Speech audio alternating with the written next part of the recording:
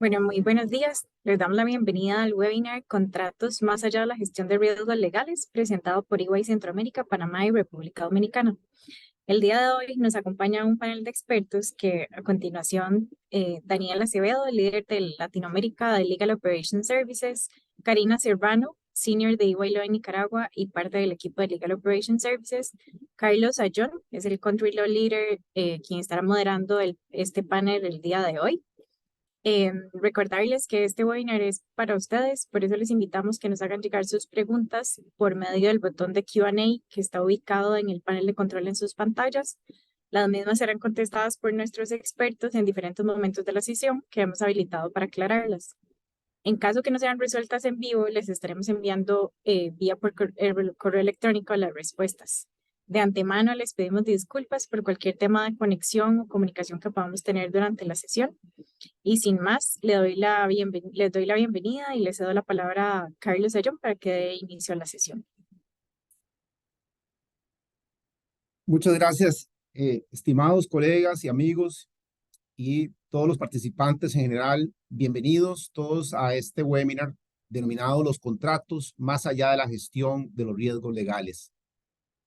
La optimización en los procesos legales con la ayuda de la inteligencia artificial viene transformando el manejo de la operación legal dentro de las empresas. Estamos oyendo hablar de la transformación digital en la función legal y varias preguntas surgen a hacerse como General Counsel de una empresa o grupo empresarial. ¿Cómo esto nos está afectando como GCs? ¿Cómo estamos manejando los contratos en nuestra compañía?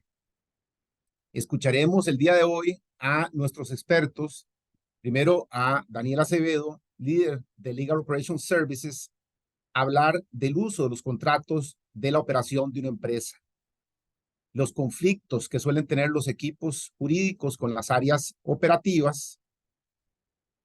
Uno de los temas es que Daniel nos va a hablar en relación a este punto es sobre los tiempos de entrega en los contratos, cómo esto también afecta los costos de los equipos legales corporativos. Nos hablará también un poco para entender cuál es la visión del contrato denominado relacional y uno transaccional. Interesante. Escucharemos de cómo está el tema de la transformación de las operaciones de los equipos legales de las empresas con cambios a raíz de esa visión, ese movimiento de la visión tradicional a la relacional.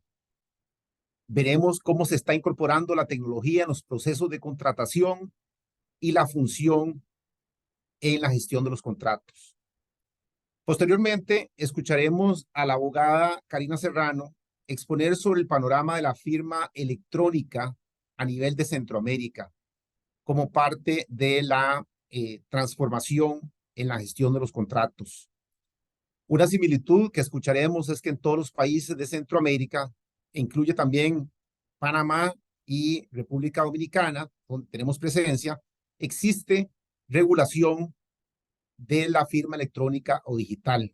Y entonces nos pondremos al día cómo esta regulación ya existente se está dando en la práctica e incluso cuáles son los criterios judiciales que se han presentado. A nombre de EY, les damos la más cordial bienvenida y les deseamos que disfruten las exponencias de nuestros expertos. Procedemos entonces a darle la bienvenida a Daniel Acevedo. Adelante, Daniel.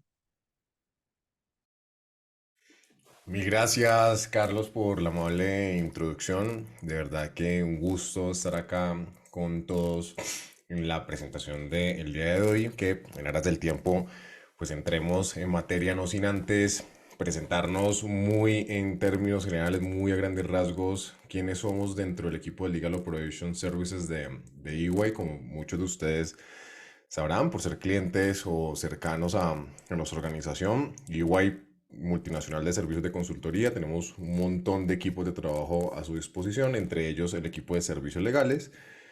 Y desde hace unos 4 o 5 años aproximadamente, comenzamos con este equipo, el que denominamos Legal Operations Services, donde nuestra misión en la vida no es brindar asesoría legal. Yo soy abogado de profesión, pero mis estudios de posgrado son en ingeniería. De hecho, mi maestría es en ingeniería de sistemas. Y de hecho, eso es lo que hacemos justamente en Legal Operation Services. Entender cómo por medio de la utilización de tecnología o de optimización de procesos o de herramientas de innovación, ayudamos a otros equipos de abogados a que su día a día sea mejor y puedan trabajar de la manera más eficiente posible. Esa es nuestra gran misión en el equipo de Legal Operation Services. En ese orden de ideas, entonces, lo que les vengo a contar el día de hoy es cómo podemos ver la función contractual dentro de la organización desde un punto de vista no solamente jurídico, sino mucho más integral desde una visión de negocio y qué podemos estar haciendo para transformar esa función de contratación dentro de la organización para apalancar de manera mucho más rápida el cumplimiento de objetivos de negocio, como mejorar la generación de ingresos operacionales o la disminución de costos, como lo vamos a ver ahorita, en últimas impactando positivamente la rentabilidad de las organizaciones, que por demás creo que hay un estigma que nosotros cargamos como abogados en, no solamente digo Latinoamérica, yo creo que a nivel mundial, y es que el área legal es un centro de gastos, es un centro de costos. Luego nosotros como abogados muchas veces no somos la prioridad en las inversiones de transformación digital en las organizaciones, pero eso no es cierto. Y en esta sesión, de hecho, les voy a contar por qué eso no es cierto, porque nosotros no somos un mero centro de gastos o de costos, sino que podemos apalancar y podemos aportar de manera directa o indirecta a la generación de ingresos operacionales. La clave está en cómo impulsamos los proyectos y qué decimos para impulsar los proyectos de transformación digital en un área legal. Entonces, bien, para comenzar con esa presentación, arranquemos con una pregunta. La pregunta es, ¿por qué las empresas hacen contratos? Entonces, por supuesto, seguramente la gran mayoría de los que estamos aquí en esta sesión seremos abogados, líderes de los equipos jurídicos de alguna que otra empresa. Y si le preguntamos al líder de un equipo jurídico por qué la empresa de contratos, pues todo lo tenemos clarísimo, ¿no? Para mitigar riesgos, porque es importante, por supuesto, tener la expresión manifiesta de la voluntad de las partes de querer contratar y de querer obligarse en ciertos términos específicos. Y qué mejor que hacerlo por medio de un documento formal, como lo es un contrato, en fin, en fin, en fin. Pero la conversación empieza a cambiar, eso que para nosotros como que es tan claro, pues no lo es tan así si uno empieza a conversar acerca de por qué la empresa de contratos con un líder de un área comercial o con un líder de un área de compra. Y miren cosas que nos dicen nuestros clientes. Nosotros usualmente cuando implementamos soluciones de tecnología para automatización de contratos, en buena parte de lo que hacemos en el proyecto es conversar no solamente con las personas del área legal, sino también con líderes de un equipo de compras, un equipo comercial, para entender ellos cómo podrían llegar a utilizar la herramienta, ellos qué beneficio le haría una herramienta de este estilo. Y miren lo que dicen muchas veces de los contratos, ¿no? Casi, casi que lo ven como un obstáculo que si lo pudieran saltar, se lo saltarían. Y estoy seguro que esto que les voy a decir puede sonar mal y puede sonar escandaloso, pero alguna que otra vez les ha pasado en su vida profesional y es que a nosotros como abogados no nos involucran en las conversaciones de negociación de contratos y nos damos cuenta que hay una relación de negocio con un tercero de hace un montón de tiempo y que no están parada por ninguna formalidad. ¿Por qué? Porque en su momento se tenía que adelantar una operación de negocio por, supongamos, no sé, la adquisición de materias primas, porque si no, entonces no teníamos cómo producir lo que sea que produzcamos en nuestra empresa. Y esa negociación se llevó de la manera más rápida, por supuesto, porque se tenía la necesidad, pero también de la manera más informal posible. Y a hoy el proveedor siguió y siguió y siguió sin contrato, ¿no? Entonces, vean lo que muchas veces sucede entre las organizaciones. Hay una especie de conflicto, ¿no? Entre las áreas legales y los equipos de negocio como las áreas comerciales o las áreas de compras. Hay un divorcio de alguna manera entre estas áreas. ¿Por qué? ¿Por qué existe este divorcio? Bueno, pues depende de por dónde lo miremos. Si uno lo empieza a ver desde el equipo jurídico, pues el equipo jurídico obviamente va a decir, no, pues este divorcio existe porque las áreas no entienden que si no tenemos contratos nos exponemos a riesgos legales, luego entonces hacer un contrato lo tenemos que hacer, pero no es tan fácil como simplemente agarrar un template o una plantilla o un machote, como le digamos a los templates de documentos que tengamos en nuestras organizaciones y llenar unos datos y ya está, ¿no? Hacer un contrato toma tiempo, pero, por supuesto, si uno le pregunta al equipo de negocio por qué sucede este divorcio, pues el equipo de negocio va a decir, no, es que el divorcio sucede es porque legal piensa que cada gestión de negocio, cada operación de negocio, cada gestión con un tercero es una negociación absolutamente distinta y siempre involucra y mete conceptos y mete términos que hace que al final del día el tiempo que toma la negociación del contrato incluso a veces es más largo que lo que va a durar la operación en sí misma, la operación de suministro, supongamos, ¿no? El tiempo en el que duramos mientras que negociamos las condiciones del contrato es más largo que lo que va a durar el momento en el que nos va a llegar la materia prima para la producción dentro de la organización. Entonces, si lo notan, acá hay dos perspectivas distintas sobre lo que es importante. Una perspectiva para el negocio y una perspectiva desde el equipo jurídico, donde, como se podrán imaginar, pues para el negocio, realmente los componentes más importantes en la conversación sobre gestión del contrato, pues tiene que ver sobre el fondo de la contratación, mientras que muchas veces para el equipo jurídico, lo importante del contrato puede que esté sí asociado al fondo de la contratación, pero más importante está asociado a esa cómo vamos a hacer para determinar cuando una de las partes entra en incumplimiento de obligaciones, lo cual eso nos lleva a una visión de conflicto. Entonces ya quizás empiezan a ver un poco por dónde es que se empieza a generar, digamos, como el roto en la conversación, ¿no? En que a lo mejor nosotros como abogados estamos pensando que la relación va a terminar indefectiblemente en un conflicto, por tanto, lo que hacemos de manera preventiva, lo que hacemos de manera anticipada es blindar tanto como sea posible esa relación contractual, esa relación con ese tercero, para que en caso tal de dado un conflicto, pues tengamos cómo defender a la organización. Pero los equipos de negocio lo están viendo de una manera totalmente distinta. Los equipos de negocio lo que están viendo en esa relación con ese tercero es quizás una colaboración a largo plazo porque es un proveedor importante para los insumos dentro de nuestra organización. No tienen esa noción del conflicto arraigada de forma preventiva. Luego, acá, ¿quién tiene la razón? Tenemos la razón nosotros como áreas legales con esa visión quizás preventiva de la gestión de riesgos, o tiene más bien la razón el equipo de negocio en donde más allá de las formalidades lo que importa realmente es el fondo de la conversación. Pues miren, la verdad es que mientras que los contratos se piensen como algo que es exclusivo del área legal, nadie va a tener la razón, porque realmente los contratos no son una responsabilidad exclusiva de los abogados o de las áreas legales dentro de las empresas. Al final del día, un contrato es, como lo estaba mencionando ahorita, sí, la manifestación expresa de la voluntad de las partes de quererse obligar en cierto sentido, pero puede ser visto como algo mucho más allá. Realmente un contrato puede ser visto más como una guía que nos permita de alguna manera gestionar la relación, no tanto como un documento que trata de recoger de manera absoluta y extensiva cualquier circunstancia, cualquier situación que pueda llegar a ocurrir en esa relación de negocio. Esto que les estoy diciendo, esto no me lo inventé yo, por supuesto, ya habría querido. Esta es la visión de contratos relacionales versus contratos transaccionales.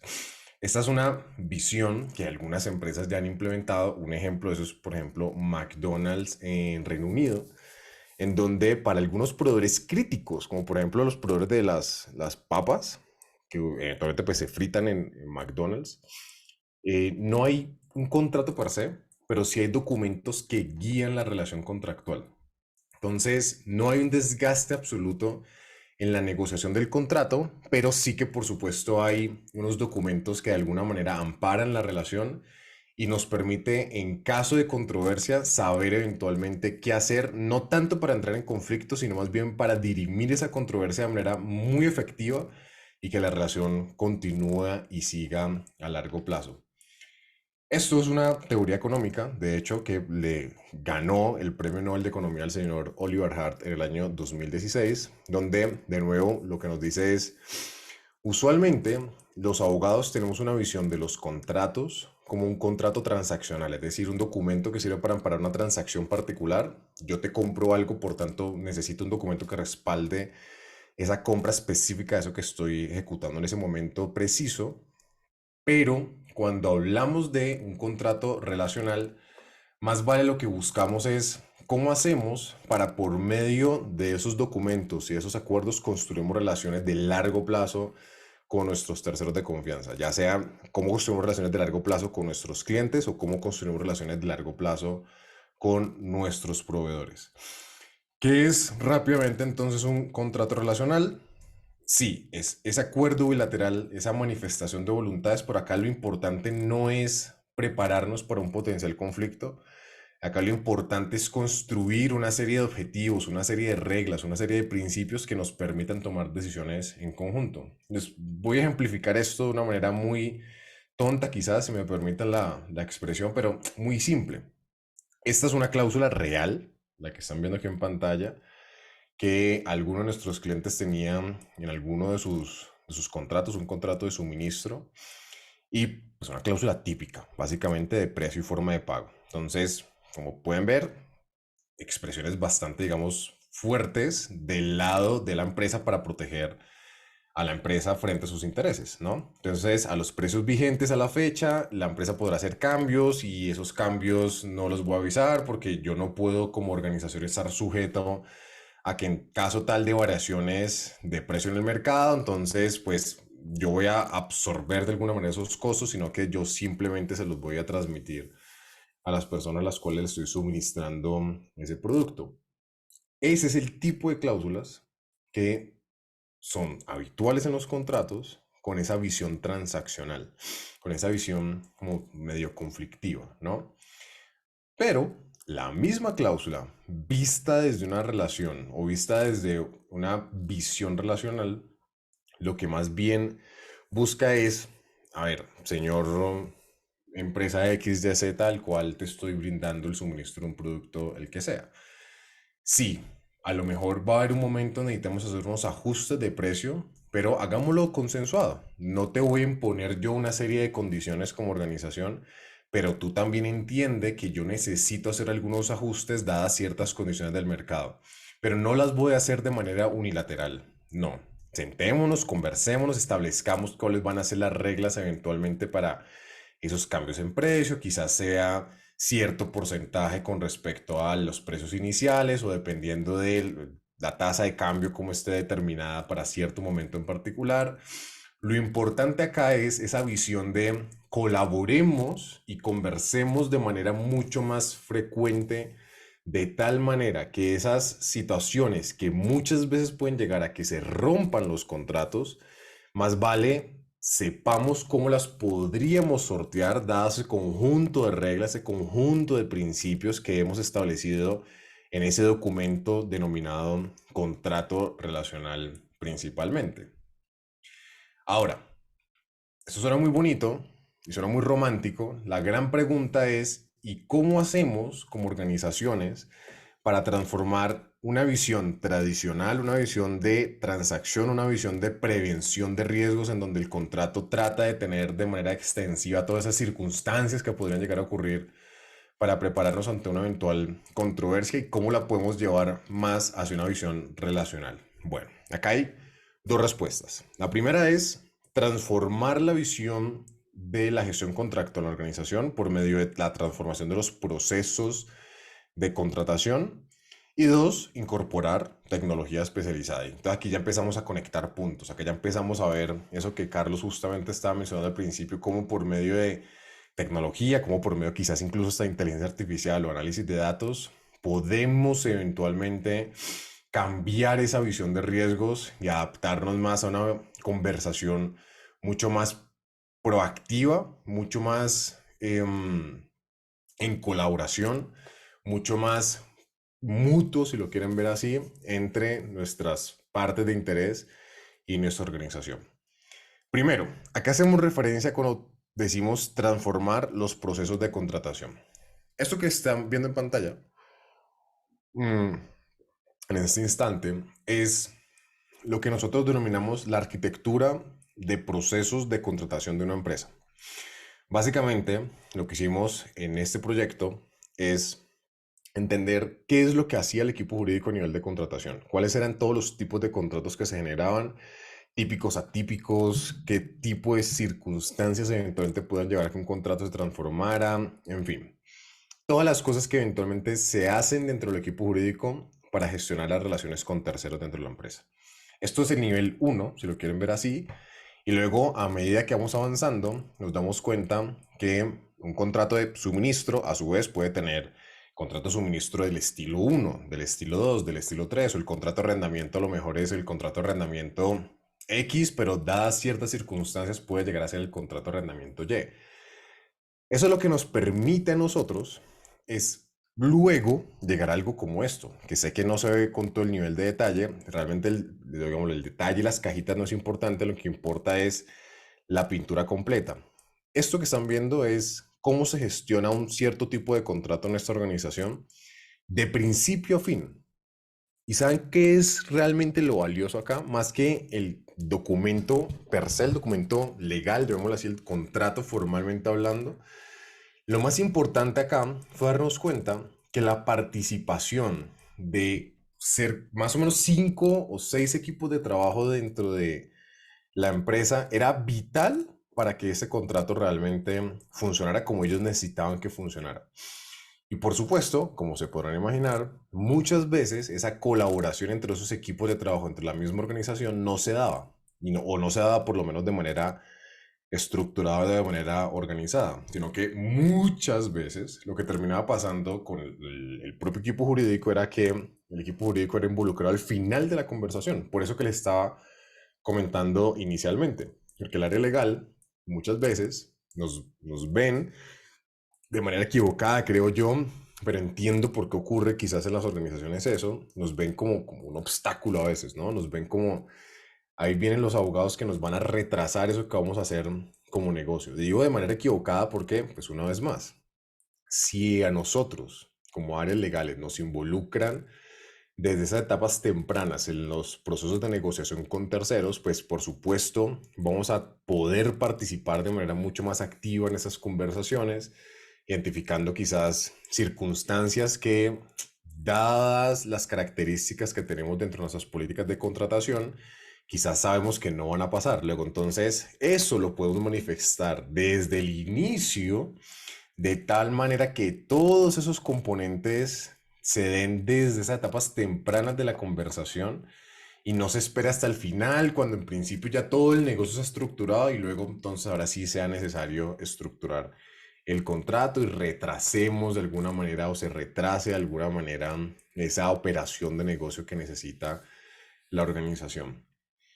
Luego, cuando tenemos cosas como estas, es decir, el diagrama de flujo, como lo vieron ahorita, entendiendo quiénes son todos los participantes dentro del proceso de contratación, lo que hacemos posteriormente es entender cuáles son todos los tipos de datos que se necesitan para que ese contrato sea útil, para que ese contrato eventualmente salga a la luz. Entonces acá finalmente lo que hacemos es recoger la historia completa de qué es lo que sucede dentro de la organización, dentro de la empresa, desde el momento no que se pide un contrato, sino incluso desde el momento que un equipo comercial o un equipo de compras comienza una relación o una conversación con un tercero. Y no solamente nos quedamos ahí, sino que llevamos toda esa historia hasta entender, y después de que se estructura el contrato, ¿qué pasa con eso? ¿Dónde queda almacenada esa información? ¿Quién le va a hacer seguimiento eventualmente a las obligaciones o a las reglas que quedaron ahí establecidas? Y eso es increíblemente útil porque eventualmente, cuando tenemos todo esto, lo que podemos hacer es crear playbooks de contratación como áreas legales, que es una práctica que hemos visto que no es tan común en empresas en América Latina. Sí que es más o menos común en empresas norteamericanas, y en América Latina es usual encontrar estos playbooks cuando uno ve quizás operaciones de las multinacionales norteamericanas europeas con presencia local acá en América Latina, pero las empresas propiamente latinoamericanas no tienen esta práctica tan arraigada. Como les digo, es supremamente útil porque lo que tú finalmente haces en un playbook es dejar de antemano escritas ciertas condiciones, ciertas reglas para que, una vez más, las áreas usuarias de nuestros servicios de contratos como área legal interna finalmente tengan herramientas con las cuales puedan salir mucho más rápido al mercado y puedan agilizar de manera mucho más fácil esas operaciones de negocio que quieran estructurar. Ahora, y si les digo que esto puede ser mejor, esto que están viendo de hecho es un playbook real también que construimos en algún momento para algunos de nuestros clientes. Este es un playbook que incorporaba contratos asociados a operaciones de fusión y adquisiciones y procedimientos de cumplimiento regulatorio en esos contratos de fusión y adquisiciones. Entonces, eran temas bastante complejos. De hecho, cuando nos lo pidieron, ellos ya tenían establecido ciertas reglas dentro de ese playbook de contratación. Lo que nos pidieron a nosotros es ayúdame a transformar el playbook para que eventualmente sea mucho más entendible. Entonces, primero ayúdamelo a construir porque tengo toda la información clara, entre comillas, pero no está manifiesta, no está expresa, no hay ningún conjunto de reglas, no hay ninguna guía que le permita saber a las personas que están adelantando esto dentro de los equipos de negocio qué es lo que tienen que hacer y cuándo deben de llamar legal, cuándo no, en fin, en fin. Entonces, primero, ayúdame a construir el playbook de contratación, paso número 1, y paso número 2. Después de que lo construimos, nos dimos cuenta que aunque en principio era lo que quería el área legal, igual el documento no estaba siendo utilizado, no estaba siendo leído. ¿Por qué? Porque era un documento construido muy desde la óptica del área legal. Luego entonces tenía terminología o la forma en la que se expresaba o se veía el documento no era la más clara para sus usuarios finales. ¿Qué hicimos entonces eventualmente con ese playbook de contratación? Lo transformamos en una serie de elementos gráficos, como lo que ven en pantalla, para que eventualmente esos lectores de ese manual supieran qué hacer en cada uno de los pasos o de las etapas que están siendo consideradas dentro del flujo del proceso en sí, ¿no? Esto, por supuesto, aumentó los niveles de lecturabilidad del documento, disminuyó sustancialmente las preguntas a ser legal, pero además esto puede evolucionar. Esto que ahora están viendo en pantalla es el mismo playbook, pero ahora ya tiene tecnología incorporada, en donde ni siquiera es que ya creamos un documento, sino que te construyo un sitio web en tu intranet corporativa, donde la persona cuando necesita consultar el documento, entra a ese sitio web en la intranet corporativa y dependiendo de la sección que necesite consultar, pues va haciendo clic en cada sección determinada y dependiendo de obviamente cómo se construye eventualmente la navegación del sitio, pues a lo mejor después de que haga clic va a encontrar ciertas acciones o ciertas cosas que son sugeridas, otras que son mandatorias, en fin, en fin. Acá lo importante es cómo hacemos para que el documento realmente sea lo más útil posible y cumpla con ese objetivo que queremos lograr como equipo jurídico. Al final del día aquí la gran reflexión es nosotros no ganamos nada como abogados, pero nada es nada entre más enredado hagamos los documentos. No ganamos nada pensando que entre más largo hagamos un contrato, entre más larga hagamos una política corporativa, entonces más clara va a quedar.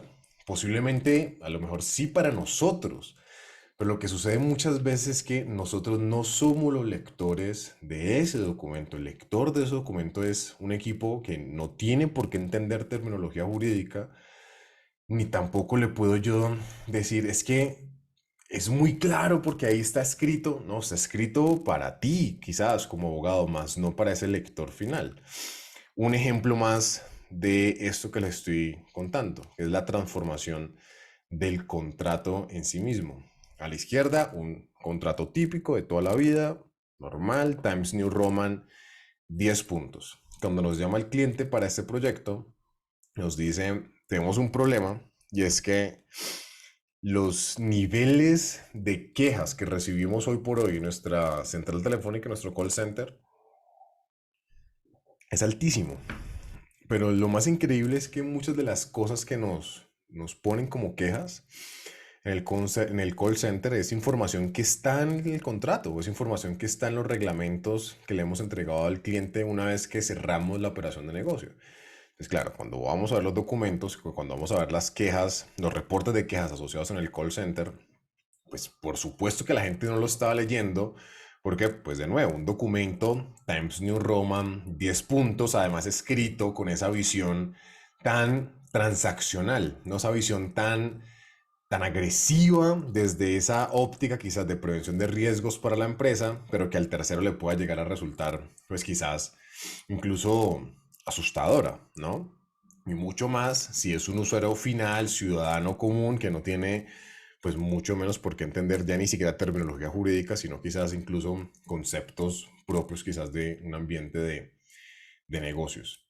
Muy bien, con esto en mente, al final del día entonces lo que les quiero dejar como reflexión de esta primera etapa, ese primer componente de cómo llevar esa visión tradicional hacia la visión relacional es enfócate en entender tú por qué haces los contratos de la manera en la que los haces hoy por hoy. Entiende cómo funcionan los procesos de contratación de la organización, construye todo el conjunto de materiales que pueda ser posible construir para entregarle tantas herramientas como sea posible a esos equipos de negocio, equipos comerciales o equipos de compras, para que de nuevo, así no seamos nosotros los abogados los que estamos acompañando la conversación desde el comienzo, sí por lo menos estas áreas que son el primer punto de la gestión del ciclo de vida del contrato tengan esas herramientas para poder operar de la mejor manera posible. Después de esto, ahora sí, entonces hablemos de tecnología. ¿Por qué dejo la tecnología en esta etapa y no la involucro anteriormente?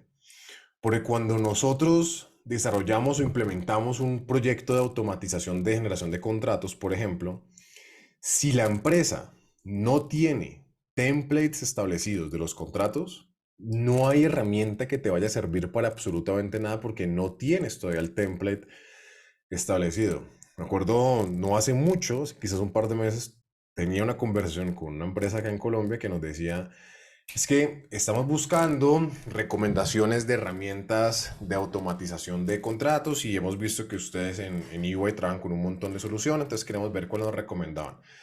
Entonces, sí, por supuesto, trabajamos con un montón de partners, te podemos recomendar pues un montón, pero pues varias preguntas. La primera es, ¿qué tanto le quieres invertir a esto? Es decir, ¿quieres una solución con un montonal de funcionalidades o quieres más bien una solución quizás no tan robusta, pero que sí te permite hacer algunas cosas? Y segunda pregunta es, ¿ya tienes los contratos definidos y ya sabes además cómo operar cada contrato en el sentido de quién va a aprobar cada cosa, quién lo va a firmar, en fin, en fin? No, es que primero queremos traer la herramienta y luego si queremos sentarnos a hacer las plantillas de los contratos, establecer los procesos, en fin. Yo no recomiendo esa aproximación, pero para nada, porque financieramente hablando no hace sentido. No hace sentido que tú como empresa traigas una herramienta, pagues licencias y desde hoy comiences a comerte un costo de licenciamiento para algo que no tienes ya listo y que a lo mejor vas a tener listo en 2 o 3 meses, en el mejor de los escenarios. Construir plantillas de contratos puede que no sea la cosa más difícil del mundo, pero por experiencia trabajando con clientes ya durante tanto tiempo en esta serie de proyectos, establecer las reglas de en qué momento vamos a llevar cada contrato, quién lo va a aprobar, cómo se va a gestionar, eso sí toma tiempo. Luego entonces, pues imagínense yo estar pagando por tener un carro parqueado en el garaje de mi casa durante 2 meses, mientras que en esos 2 meses me saco la licencia de conducción. Pues eso no hace ningún sentido. Sácate primero la licencia de conducción y cuando la tengas, pues ahora sí vas y sacas el carro y ya lo empiezas a utilizar desde el momento, pues uno, ¿no? Bien, entonces, ¿para qué sirve al final del día la tecnología en la gestión de contratos?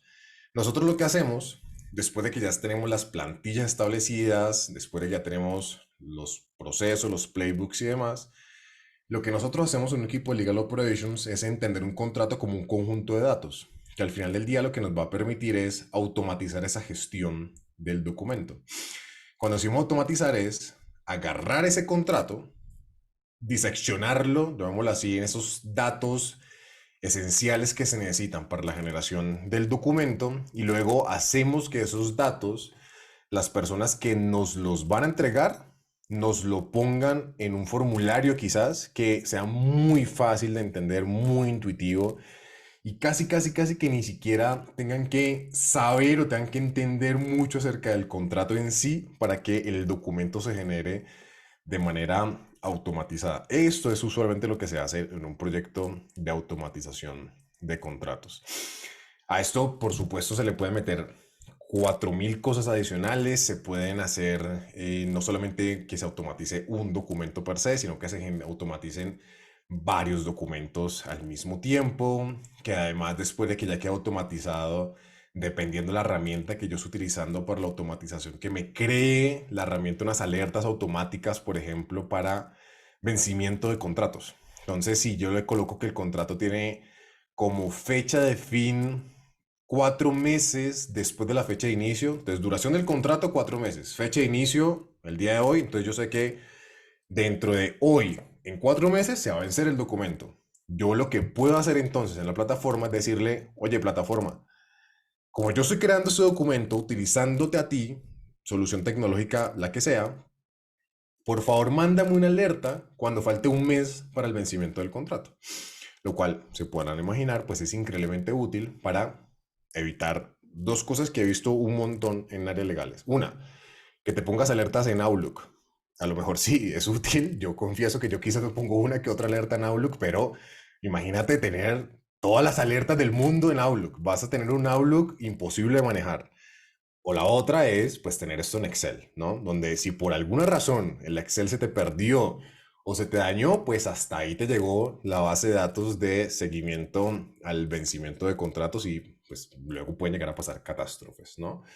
Para eso sirven justamente entonces aplicar ese tipo de soluciones. Con esto en mente, con este pedacito tecnológico, quiero dar la palabra a Karina para que nos hable un poquito acerca de uno de esos componentes de tecnología dentro del mundo de la contratación, que es la firma electrónica. Al final del día, yo puedo tener la herramienta más potente de automatización de documentos, pero si no tengo luego el pedazo de firma electrónica, pues el documento se te genera, sí, en PDF, pero luego vas a tener que imprimir el documento para firmarlo manuscrito, luego escanearlo para luego enviarlo o firmarlo quizás con una foto de tu firma que tienes guardada en el computador, en el mismo PDF, y no ha sentido.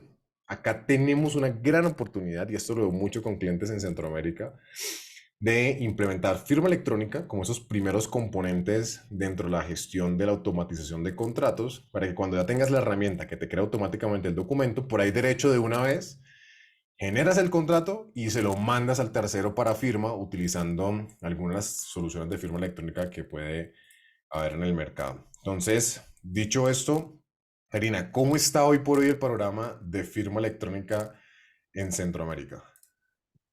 Hola Daniel y hola a todos los participantes, muchas gracias. Y bueno, para empezar con aquí un poco del tema de firma electrónica en Nicaragua, aquí pues estamos presentando un mapa, ¿verdad?, de Centroamérica, Panamá y estamos incluyendo también República Dominicana, donde también tenemos presencia. Entonces, ¿cómo está la regulación?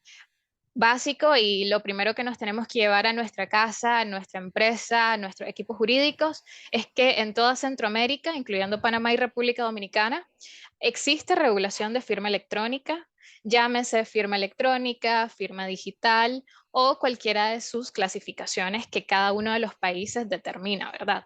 Para hacerles así como una pequeña explicación, tenemos el caso de Guatemala, donde se determina que se llamará firma electrónica sencilla y avanzada, versus, por ejemplo, en Panamá, que se llama firma electrónica simple y calificada, que al final del día van a ser principalmente dos tipos de firma electrónica en la mayoría de los países, donde una no necesita un certificado emitido por una institución como ente regulador y el otro sí va a necesitar un certificado emitido por ese ente regulador que se va a encontrar en cada país, ¿verdad? Y cada país va a tener totalmente autonomía en determinar quién es ese ente regulador. Entonces, lo principal es saber que en toda Centroamérica existe regulación de firma electrónica. Hay variaciones un poco en cuanto a su regulación desde el punto de vista de fondo, como son determinar cuál es el nombre en cada uno de los países, pero Incluso la mayoría de los países tiene la fecha donde empezó a regularlo, se aproxima al 2010. Si ven, en Nicaragua igual fue el 2010, El Salvador 2015, incluso en El Salvador ahorita tenemos que, bueno, la regulación estaba desde el 2015 y hace poco más de 2 meses, un mes, ya se nombró al primer ente regulador que va a ser el que va a emitir los certificados de firma electrónica. Entonces, poco a poco van viendo cómo los países que si bien tienen esta regulación desde hace mucho tiempo, van implementándola e incluso van reformando la propia regulación a fin de pues hacerla más amigable con las empresas, con los usuarios y pues similar, ¿verdad?, a los países de Norteamérica o incluso de Europa. Si vamos a la siguiente presentación, al siguiente slide, bueno, ¿cuáles son los beneficios de esta firma electrónica? Y bueno, como nos mencionaba Daniel, podemos hablar de mucho desde el punto de vista de la transformación tecnológica. Definitivamente la firma electrónica va a ayudarnos a que sea un componente extra en, en nuestra transformación dentro de la empresa. Veámoslos como esos ahorros operativos que vamos a tener.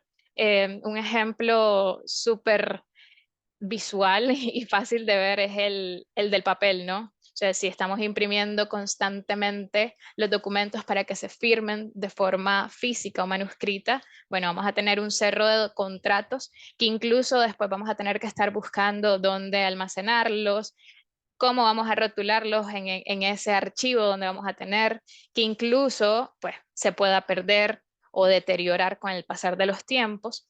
Y versus, pues tenemos una firma electrónica donde vamos a tener también el apoyo de una solución tecnológica, llámese cualquier proveedor de este servicio, donde vamos a encontrar todos los contratos que se firman mediante este tipo de firma en una sola herramienta. ¿Qué nos permite esto? Bueno, facilidad, ¿verdad? Facilidad de encontrarlo y firmar en cualquier lugar. Yo puedo estar en Nicaragua y estar firmando un contrato de Costa Rica y así viceversa. Luego, todavía podemos regresar al anterior. Solo para finalizar, luego también, de cara a nuestros proveedores y clientes, podemos mejorar esa experiencia, ¿no? Facilitar cómo va a ser el proceso de contratación, ya sea de nuestros servicios por parte de nuestros clientes o incluso de las relaciones con nuestros proveedores. Igual va a haber validez jurídica o esta validez legal que siempre estamos buscando y la disminución en retrasos, entendiéndose como ese traslado, ¿verdad?, físico que tendríamos que estar haciendo para buscar una firma manuscrita desde el punto A hasta el punto B y buscar y llegar hasta la otra persona, versus que yo se lo mande, yo hago un contrato el día de hoy desde mi computadora y se lo mande virtual a Daniel hasta Colombia y él esté firmando en Colombia. Entonces, sí encontramos mucha facilidad en disminuir esos retrasos. Si pasamos a la siguiente slide, bueno, aparte de esta regulación que se encuentra en cada país, ya incluso podemos encontrar resoluciones de nuestros tribunales, incluso pues, de la Corte, a favor del uso tanto de los documentos electrónicos como de la firma electrónica. Un ejemplo de esto es la Sala Primera de la Corte de Costa Rica, que en el 2009 ya se estaba ya estaba haciendo alusión al uso de los documentos electrónicos. En este caso, el caso iba relacionado a un correo electrónico como prueba dentro de un caso. Entonces, al final, en la resolución de la Corte, si podemos leerlo, un momento.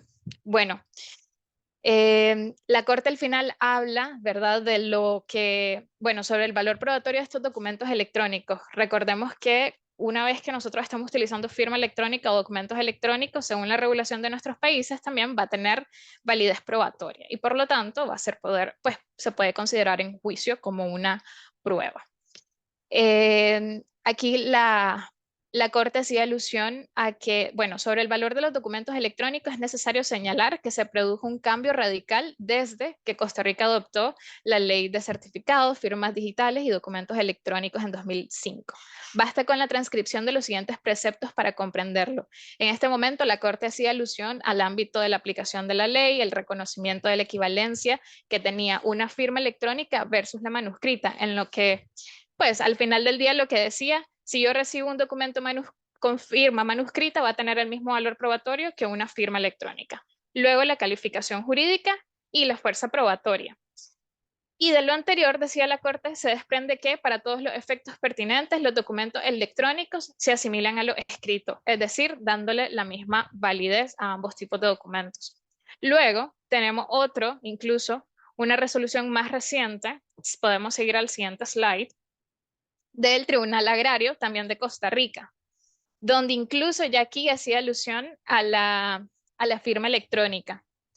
Bueno, igual, ¿verdad? Aquí hacía alusión a la ley inicialmente. Y lo podemos leer incluso. Otro dato importante derivado de la legislación en análisis, en ese momento la ley de certificados, la misma ley, es lo concerniente a la firma digital. Es entendido de acuerdo con el artículo 8 del cuerpo legal en cita como cualquier conjunto de datos adjunto o lógicamente asociado a un documento electrónico, que permita verificar su integridad, así como identificar en forma unívoca y vincular jurídicamente al autor con el documento electrónico. Respecto a su autenticidad, se prevé en el canon 9 de la ley en estudio, el cual establece los documentos y comunicaciones suscritos mediante firma digital tendrán el mismo valor y eficacia probatoria de su equivalente firmado en manuscrito. Igual, ¿esto qué nos deja al final del día? Bueno, que en tanto en los países centroamericanos tenemos una regulación y que incluso nuestras autoridades judiciales están dándole el reconocimiento que amerita a este uso de firma digital. Así que, sí. Ajá, dale. No, no, solamente te estaba diciendo que para complementarte y además Sí. aprovechando para responder las preguntas justamente que nos hacían y para ir cerrando en aras del tiempo, em, les voy a contar el caso colombiano. Miren, en Colombia la ley de firma electrónica existe desde 1998 y como se podrán imaginar, nadie en su sano juicio implementaba firma electrónica porque, no, pues cómo se nos ocurría, ¿no? Decir, ¿cómo no íbamos a tener el documento firmado, manuscrito, si es tan importante para hasta que llega 2020 y la pandemia, donde no te queda otra opción sino implementar la firma electrónica? Hay una pregunta que hace Cristian Robleto diciendo, bueno, pueda que existe la legislación y a lo mejor puede que ya haya incluso alguna que otra solución tecnológica en nuestros distintos países, pero ¿cómo hacer realmente para empezar con esta implementación? Mire, nuestra recomendación es esta. Háganlo a pocos, es decir, si a lo mejor por la razón que sea, todavía en sus países o en sus jurisdicciones sienten que no están tan avanzados con respecto al uso de firma electrónica para la formalización de operaciones, pues no vayan a firmar un contrato de $1.000.000 utilizando firma electrónica para que a lo mejor luego ese contrato no se lo vayan a reconocer ante alguna instancia y les toque iniciar luego un proceso declarativo para que reconocen que realmente la relación se existió, etcétera, etcétera.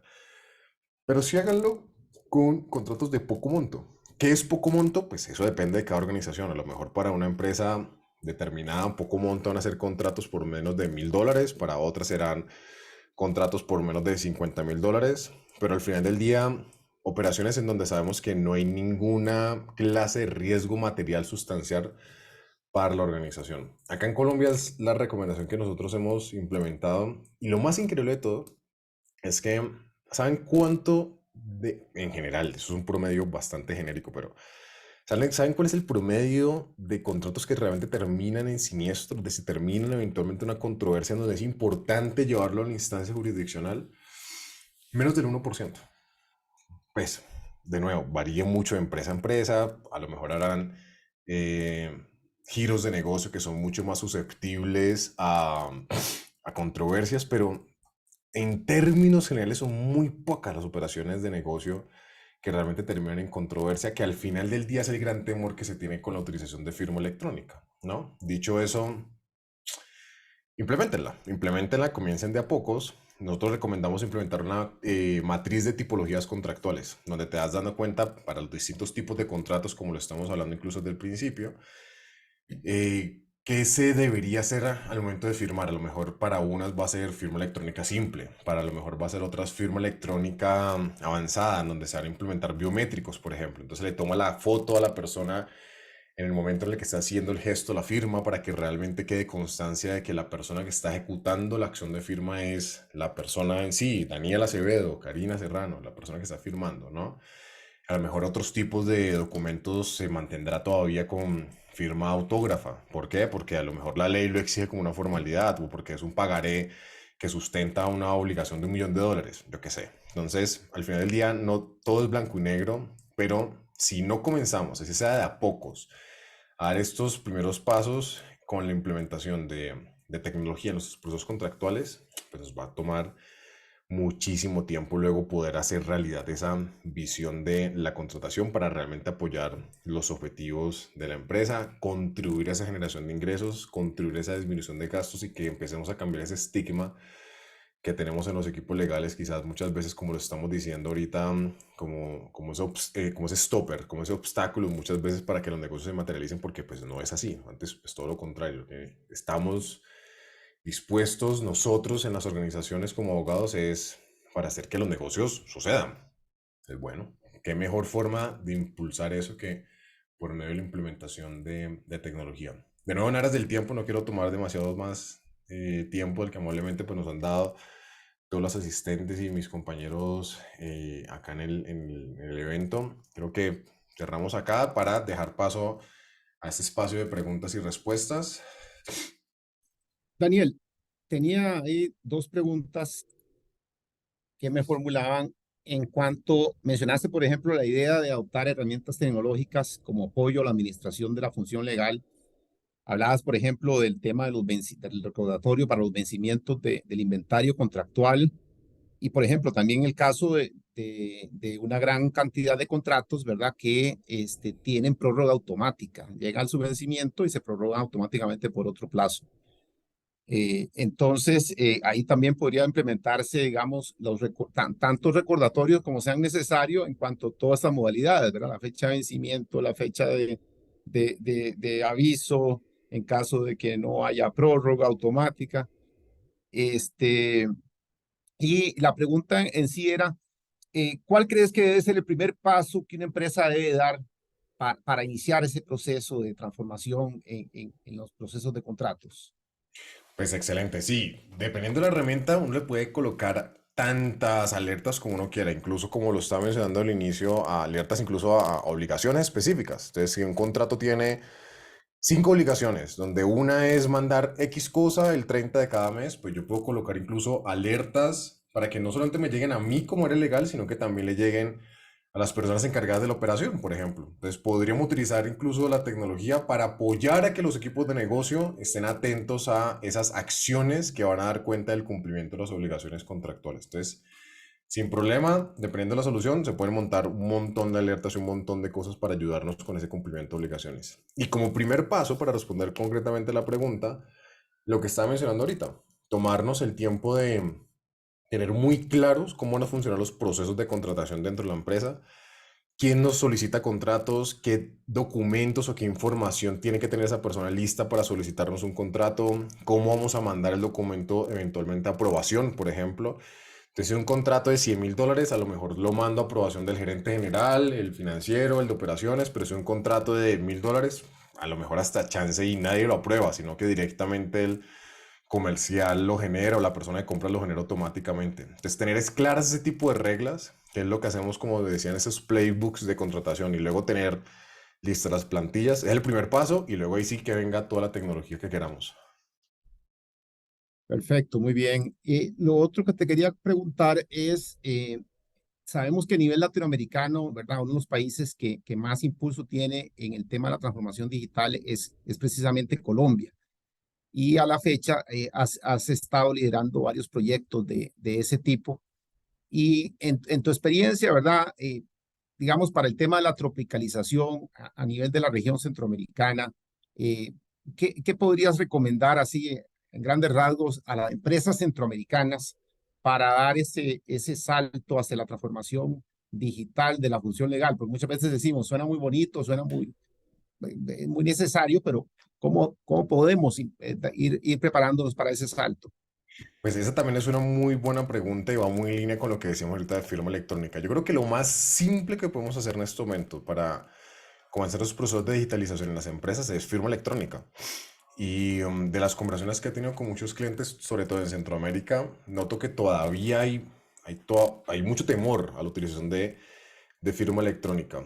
Pero los invito a que hagan ese ejercicio en sus empresas. Miren de todo el universo de contratos que se generan en un año, cuántos realmente terminan en problemas. Cuántos realmente yo necesito el documento físico para ir ante una autoridad por una controversia X, Y, Z. Y se van a sorprender del porcentaje. Estoy absolutamente seguro que les va a dar 1%, 2%, en el peor escenario 5%.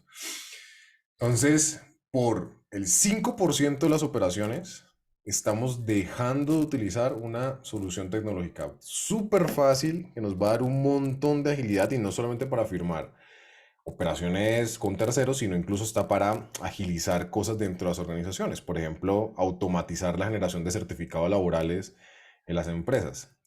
A pesar de que es algo que no tiene nada que ver con firma electrónica en sí, he escuchado de muchas empresas que no lo implementan porque, ay, pero ¿cómo hago para automatizar la firma de la persona de recursos humanos que es la que tiene que firmar el certificado laboral? Entonces sí, podemos automatizar la generación del documento, pero no lo lanzamos, no lanzamos la funcionalidad porque no podemos automatizar la firma de la persona de recursos humanos, que es la que firma el documento. Entonces, incluso la firma electrónica les va a ayudar a impulsar esos procesos más allá de lo legal dentro de las organizaciones. Entonces, comenzar por ahí y eso les va a dar el impulso para implementar todo lo demás con toda seguridad. Perfecto, muchas gracias. Veo que tenemos otras preguntas ahí en el foro. Hay una de ellas que dice, de Eddie Torres, en busca de las eficiencias y ahorros siempre es un tema trabajar con contratos de proveedores de comunicación y banca. ¿Qué consejo nos puede dar para los que no somos abogados, pero sí responsables de estas negociaciones? Ahí quizás, Eddie, el comentario es examinar cuáles son generalmente las cosas que más fricción generan las conversaciones con ese tipo específico de proveedores. Eso, si es una operación con mucho volumen de datos, es decir, si hay muchas transacciones en un mes o en 6 meses, ahí lo que hacemos es utilizar algunas herramientas de análisis de datos para empezar a identificar cuáles son los temas de conversación más recurrentes y sobre la base de identificar por medio de esos análisis de datos cuáles son esos puntos que causan fricción, como organización quizás tomar algunas decisiones para agilizar quizás esas conversaciones. Te voy a colocar un ejemplo muy puntual. Algunos bancos acá en Colombia tenían la costumbre de, para una cláusula específica de periodos de pago, esa era la cláusula y punto. No había ninguna otra discusión y cada vez que un tercero decía, no, pero es que yo no puedo aceptar esas periodicidades, entonces eso era un rollo completo y muchas veces caía hasta el crédito, ¿no? Después de hacer varios análisis de datos, realmente se dieron cuenta que no pasaba nada si se ampliaba un poquitico más y se flexibilizaba un poco más la cláusula para otorgar otros periodos de pago que no fueran exactamente los que estaban contemplados inicialmente. Lo implementaron y lo que hicieron fue disparar inmediatamente las opciones de negocio, dejar un poco, digamos, como el temor de, no, pues que si cambiamos la cláusula exponemos la organización a un riesgo, no, que va. Lo que hicieron fue antes incentivar un montón esas conversaciones con terceros y destrabaron pues esas conversaciones muchas veces que tenía con clientes. Entonces, pues una recomendación es esa bien puntual, analizar qué es lo que está causando fricción y cómo organización tomar decisiones frente a esos temas puntuales de manera anticipada para que cuando lleguen a ocurrir, pues ya sabemos qué hacer y agilizamos las conversaciones. Perfecto, muchas gracias. Nos preguntaban también, Alicia Ortega, de qué país es esa resolución. Entiendo que es la que mencionaba Karina y Karina, ¿verdad? Efectivamente entiendo que son ambas de Costa Rica, pero tal vez si puedes confirmarnos. Sí, correcto. Ambas resoluciones son de Costa Rica. La primera a la que hice mención era de la Sala Primera de la Corte y la segunda de un tribunal agrario, ambas definitivamente de Costa Rica, y se pronunciaban sobre la firma electrónica certificada, entendiéndola como aquella que pues uno tiene un certificado emitido por el ente regulador también. Y en ese sentido, pues fueron los pronunciamientos sobre la validez de ambas. Perfecto, muy bien. Bueno, tenemos otra serie de preguntas, pero por tema de tiempo lo que vamos a hacer es contestarlas directamente a los participantes, a los que nos hacen las consultas y les agradecemos a todos realmente por su tiempo. Muchas gracias por haber participado. No duden en poder contactarnos en cualquier requerimiento, cualquier duda que puedan tener en relación a estos valiosísimos temas.